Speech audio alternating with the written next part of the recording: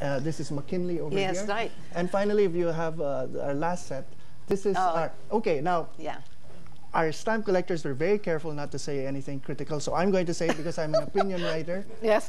We have the ugliest stamps right now, okay? We have the ugliest stamps, and I don't know why anyone would want to collect these, but... Do you want to bring it back to that last one? Okay, if you want to go back to the previous one. If you remember, in that particular chapter, we said it was during that era that stamps were issued as pieces of art. Because it was during that time when the paper used for stamps were actually the paper used for money. Banknote paper. Banknote paper. So that, you know, from the philatelists, I had to learn all this. You know, they would show me, look at this difference, Mina. So we would look at against the light, and you can see the watermarks. Which means the printing was also the same sort of yes, the same engraving printing, process. Of course. But here it's not. It's simple printing. But okay, so if we have to be conscious of the fact that that the stamps provide an opportunity for the promotion of our country, and also in many ways to display many of the things we should be proud of, our artistry, our skill, our history. Look at it this way. When you ask what's happening with the stamp, it took away the romance of letters. It took away the romance of knowing where you are. And like, for example, when you come from a trip, you send your cards, no?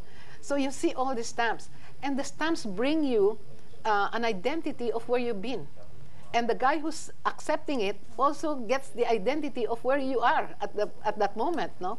So as far as the stamps, it is an image building for the country, and it is it's really a tourism promotion. Well, nowadays, when people don't send letters as much, there are still collectors who collect, and in fact, as we were pointing out earlier, countries still make events out of printing special commemorative issues. What are the opportunities our country could gain by refocusing on the quality and appearance of our stamps? I'm glad you put that first.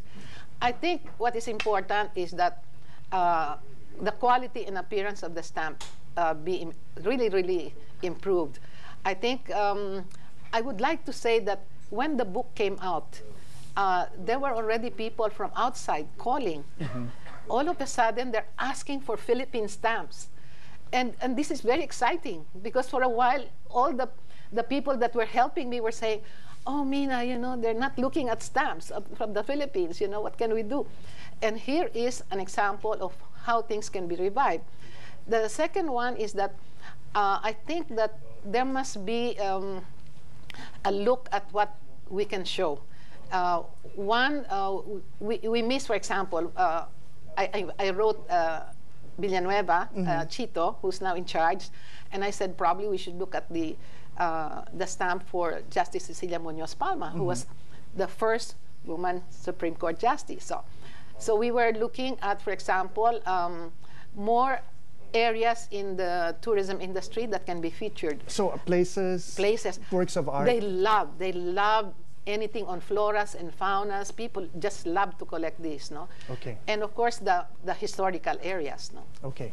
So thank you, Ms. Mina Gabor. Now, very quick note on my end.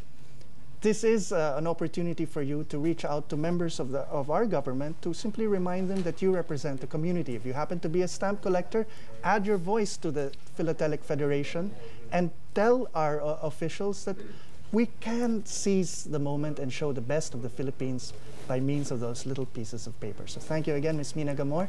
Jackie, thank you for being with us. And the members of the Philatelic Federation, particularly those of you who came all the way from Gumaca, Quezon, and other parts of Quezon Province, thank you for being with us tonight. I'm Manolo Quezon, and this is The Explainer.